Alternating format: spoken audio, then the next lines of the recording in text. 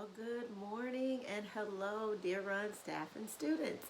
It's that time. It's your favorite assistant principal, Mrs. Jones. And today is April 16th and it's Superhero Day. So I've got my favorite superhero, which is Wonder Woman. I got my costume on and I am ready to go. And I hope you're ready to hear a good story. So today's story is The Most Magnificent Thing. Okay?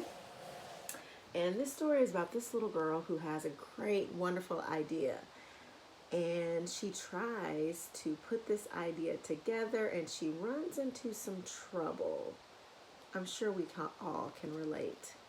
I've had several great ideas during all of this.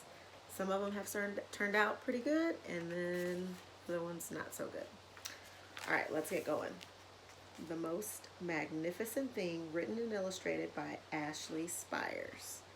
For all the little perfectionists of the world, raise your hand if you're a perfectionist. I kind of am not. Depends on what it is. This is a regular girl and her best friend in the whole wide world. They do all kinds of things together. They race, they eat, they explore, they relax. She makes things, he unmakes things. One day, the girl has a wonderful idea. She's going to make the most magnificent thing.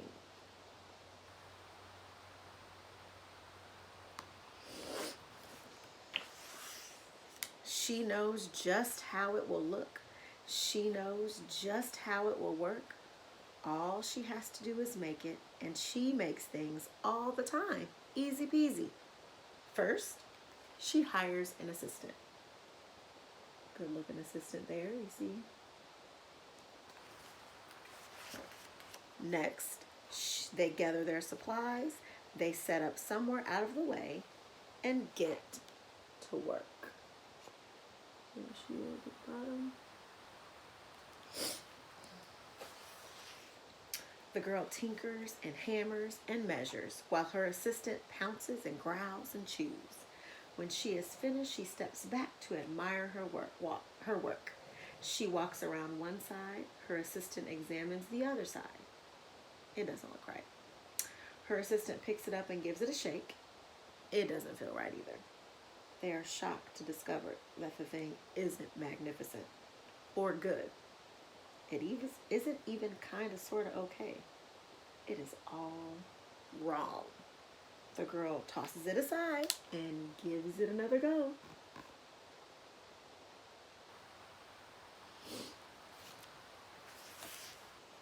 She smooths and wrenches and fiddles.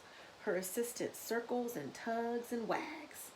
When she is finished, she stands up and takes a long look at it.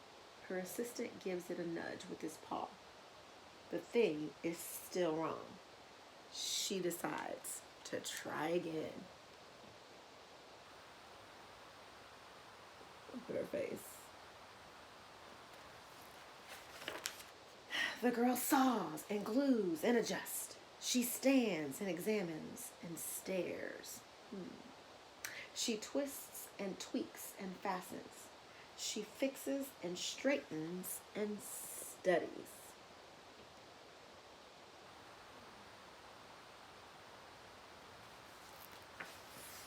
She tries all different ways to make it better. She makes it square. She makes it round. She gives it legs. She adds antennas. She makes it fuzzy. She makes it long, short, rough, smooth, big, small. One even smells of stinky cheese. But none of them are magnificent.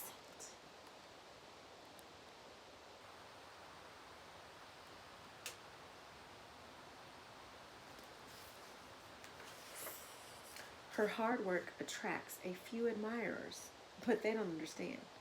They can't see the magnificent thing she has in her mind. She gets mad. Things aren't going her way.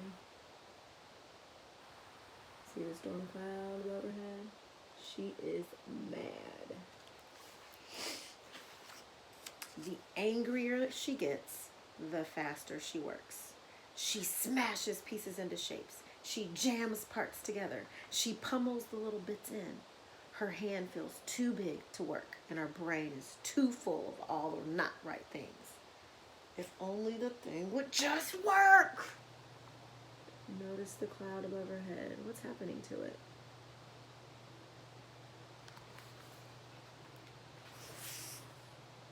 Crunch! I'll show you that. The pain starts in her finger. It rushes up to her brain and she explodes. It is not her finest moment.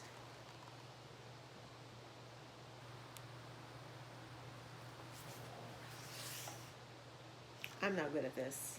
I quit.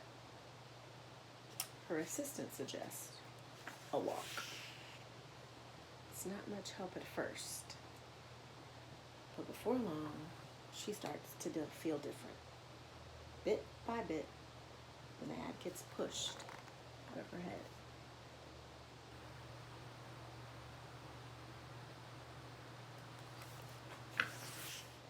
As they stroll along, she comes across the first wrong thing she made.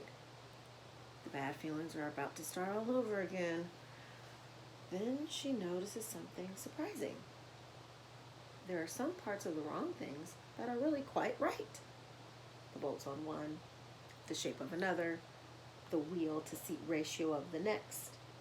There are all sorts of parts that she likes.